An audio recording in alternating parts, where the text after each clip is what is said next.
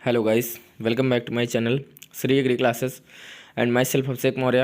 और मैं आप लोगों के लिए सभी लोगों के लिए फंडामेंटल्स ऑफ एग्रोनॉमी का जो ये आज हमारा जो वीडियो है ये मैं आप लोगों के सभी लोगों के सामने लेकर आया हूँ, क्योंकि यहाँ पर ये चीज़ जो आप लोगों को सिर्फ दिखा कर ही बताने वाली है, ज़्यादा बोर्ड पर समझाने की बात नहीं है। तो इसीलिए मैंने सामने सभी लोगों के लिए ले आया हूँ इसको, और यहीं पर समझा दिया जाएगा, ठीक है ना। तो जैसे कि यहाँ पर 7 नंबर हमारा कृषि थोड़ा सा गलत लिखा हुआ, कृषि महत्व के आधार पर फसलों का वर्गीकरण पढ़ना है हम लोगों को। तो इसमें वर्गीकरण का बीज आकार, फसल की जलमांग, मृदा उर्वरता आदि के आधार पर करने से किसान के लिए उपयोगी सिद्ध होती है ना। फसल की जलमांग के आधार पर देखिए कौन कौन सी हैं जो वाटर रिक्वायरमेंट करती हैं। जैसे अधिक पानी सहन करने वाली फसलें हैं, जैसे जो धान होती है। अधिक सिंचाई सहन चाहने वाली गन्ना, आलू, सब्जियाँ व बरसीम हो गई। औसत सिंचाई चाहने वाली कौन सी हो गई? मक्का, जौ, जई, लोबिया व गेहूं की ऊंची जातियाँ। इसके बाद देखिए कम सिंचाई वाली कौन सी हैं? मटर, चना, बाजरा, कपास तथा उपहार हो गई, है ना। ये अरहर जहाँ तक हो सकती है उपहार। और सूखा सहन करने वाली ज्वार, ग्वार है, बाजरा, कपास व सावा हो गई, ठीक है ना।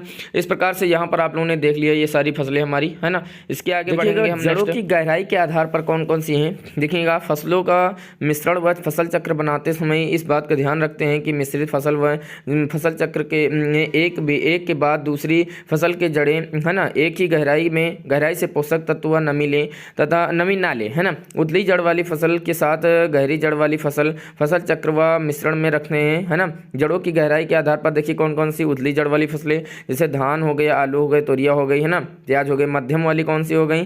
जैसे मूंगफली, गेहूं, अरंडी। बाकी आप देख लीजिए। गहरी वाली कौन सी हो गई? मक्का, कपास, ज्वार हो गई। फिर इसके बाद अधिक वाली कौन सी हो गई? अधिक गहरी वाली गन्ना, कुसुम, सूरजमुखी, है ना।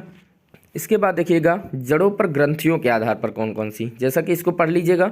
दलहनी फसलें होती है, दलहनी फसलें, है ना। चना हो गई, मटर हो गई, मूंग, है ना।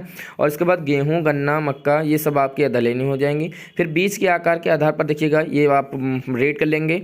छोटे बीज वाली फसलें कौन सी? गोभी, बरसीम, तंबाकू, सरसों हो गई। मध्यम आकार वाली कौन सी? गेहूँ, जई, जौ व ज्वार हो गई। बड़े बीज वाली कौन सी? मक्का, चना, मटर व कपास। इस प्रकार से ये हमारी जो फसलें होती हैं जड़ों पर और बीज के आकार पर हो गई आधारित, है ना। इसके बाद चलिए आगे चलते हैं। देखिए मृदा समूह व मृदा बनावट के आधार पर, जैसे मटियार भूमि की फसलें हो गई तो धान, कपास, चना। दोमट, है ना, तोमर मृदा की फसलें, जैसे सभी फसलें हो सकती हैं, ठीक है ना। तोमर फलवार भूमियों की तो मूली, चुकंदर, आलू, गाजर, शलजम। रेतीली भूमियों की खरबूजा व तरबूज हो जाएगी। ऊसर भूमियों की कौन सी? तो धान, चुकंदर, कपास। ये आप सब बिल्कुल एक देख सकते हैं, आप लोग पढ़ सकते हैं बिल्कुल अच्छे से। फिर इसके बाद अम्लीय भूमियों की तो बकरी, ये कौन सी हो जाएगी? बकरीट, राई हो जाएगी। ये बकवीट लिखा हुआ है ना, थोड़ा सा देख लीजिए। आगे चलते हैं तो मृदा कटाव को रोकने वाली हमारी मूंग, लोबिया हो जाएगी, है ना, गेहूं। इसके बाद मृदा कटाव को बढ़ाने वाली कौन सी? मक्का, सरसों, अरहर, अरंडी हो जाएगी। इसके बाद चलिए यहाँ से हम चलते हैं और आगे देखते हैं फसलों की प्रजातियाँ, है ना। जो हमारी प्रजातियां हैं, वैरायटीज़ हैं क्रॉप की, वो क्या होती हैं? तो कल्टीवर्स कहते हैं। तो कल्टीवर्स जो शब्द है दो शब्दों से मिला है ना। कल्टी मतलब योग्य, खेती योग्य, और वर मतलब किस्म, है ना। अर्थात खेती योग्य किस्म से मिलकर बना हुआ है ये चीज़, है ना। खेती योग्य पौधे जिनकी अपनी कोई एक दैहिक, है ना, वाहक या कोशिका, है ना, बाह्य कोश या मतलब कोशिका गुण है हों तथा यह गुण लैंगिक व अलैंगिक प्रजनन में स्थिरता रहता हो, है ना, इसमें हो रहती हो, और खेती योग्य किस्म या जाति कहलाती हूँ, है ना, कहलाती हैं ये चीज़ें। फसलों की प्रजातियाँ हम लोगों को पढ़ना था ये चीज़, है ना। इसके बाद हम लोग चलेंगे और कैसे हम लोग चयन करेंगे ये चीज़ देखेंगे हम लोग। देखिएगा फसलों की जातियों का चुनाव कौन कौन से बेसिस पे करेंगे हम लोग। तो फसलों की उन्नत किस्मों में निम्नलिखित गुण होने चाहिए, है ना। ये देखिएगा कौन कौन सी चीज़ें होनी चाहिए। जैसे उत्पादन क्षमता अधिकतम हो उसकी, किसी फसल जैसे कोई भी है तो उसकी उत्पादन क्षमता थोड़ा सा अधिक होनी चाहिए, है ना, मैक्सिमम में होनी चाहिए कि वो अच्छे से उत्पादन दे सकती हो। अनुकूलन जैसे देखते हैं तो फसल की जो जाति या जिस क्षेत्र में हम लोग उगा रहे हैं भाई वो अनुकूल है कि नहीं, जो हमारी भौगोलिक परिस्थिति के उसके अनुकूल है कि नहीं है भाई। जो हम लोग बीज जो हम लोग जो है जाति का फसल की जाति का चयन कर रहे हैं वो अनुकूल है या प्रतिकूल है, ये चीज़ भी हम लोगों को देखना पड़ता है। बात समझ रहे हैं ना? समझ रहे हैं, ठीक है ना। आगे हम देखते हैं कौन कौन से पॉइंट्स होंगे। तो जैसा कि आगे देखते हैं, जैसा कि हमारा 3 नंबर है पोषक तत्वों के उपयोग की क्षमता के आधार पर, है ना।